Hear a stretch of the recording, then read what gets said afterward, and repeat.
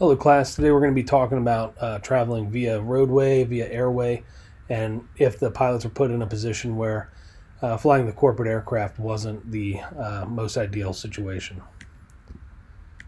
So the scenario is, for a particular trip, the pilots have determined that the on-demand corporate aircraft is not the best option for the route. Whether that be a time cost analysis, or whatever. For some reason, the pilots have determined that the on-demand aircraft is not the best option. And the question that they have to ask themselves is, should they suggest an alternate form of transportation and potentially talk themselves out of work, or should they push ahead with the trip in the corporate aircraft? So I broke this down into two separate categories, and the decision would be whether or not taking the roadways, is the better form, or if taking scheduled airlines is the better form. And what I've kind of came up with is if the better travel alternative is to take a vehicle, drive via or go via the roadways, I think this is a better option than trying to push the user to use the corporate aircraft.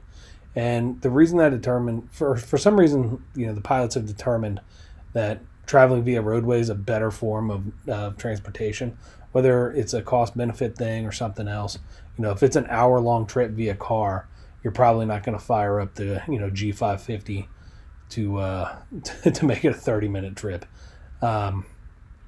So the reason the pilots need to express their concerns about this trip is it's a moral and ethical thing. The pilots have a responsibility to the company who employs them to make sure that they have all the information. So the reason I think the road is a good alternative is because the privacy concerns that most of these chief operations officers, chief executive officers are concerned about is pretty much unchanged. They can still make phone calls from the road. They can still work on projects from the road and stay in communication with some of their other executives via any form of communication when they're traveling on the road. And it's still an on-demand and hassle-free form of transportation, assuming these guys are chief operations officers, chief executive officers, whatever. They probably have their own drivers and their own vehicles, and they're traveling in pretty decent luxury that most people are not accustomed to, and it's really a decent thing for them. Now, if they're traveling via the airlines, this is a little bit different. Traveling via airlines is sometimes a little bit difficult, and the reason that these executives choose to fly corporate is largely due to the convenience that it provides. Flying via the airlines creates hassle, right? So we're checking bags, we're waiting to board, we're going through security, and many other different hassles. We have to show up early, so we're wasting our time. And the privacy that we were talking about before is likely non-existent. You're going to be shoulder to shoulder with other people. Even if you are flying first class, business class, you can still overhear other people having conversations. You're going to be bothered, and it's just not the same as traveling in your own little chartered airplane or your own corporate airplane. Your production suffers, like we've talked about in the past. Being able to work on your projects in the air or on the ground is a big benefit to the corporate airplane that the airlines don't really provide the environment for. And then lastly, you're relying on that airline schedule.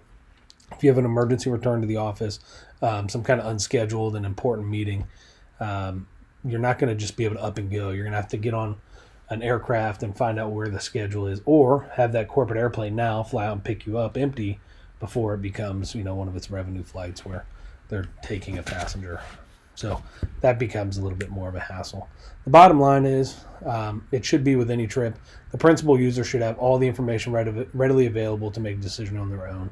It's the pilot's responsibility to provide that information to the user and make sure that they're informed. If the flight department determines that using that on-demand air travel is not the most effective use of the resource, then speak up, let them know, because it's going to create good relationships with the corporation. The flight department's goal is to support the corporation that employs them, not just get flight hours or continue flying. So I think you're going to get a lot more benefit as the flight department if you are upfront and honest with your users and just let them know, hey, this is not the best form of transportation. I'm trying to let you know this to be a benefit to you and your company or our company. So you're probably going to get a lot more respect if you are up for it and honest with these chief operation, chief executive officers. And the pilot should never push ahead with a flight if they believe that it's not going to be the most efficient form of travel for the user. And I did say never, but that's kind of a harsh word. If the user still wants to go and they want to use that airline, I wouldn't outright refuse them. I would just make sure they're armed with all the necessary information. I'm excited to see what you guys think about this project, and I'd hope to see some responses in the comment section. Have a good day, and we'll talk to you all later.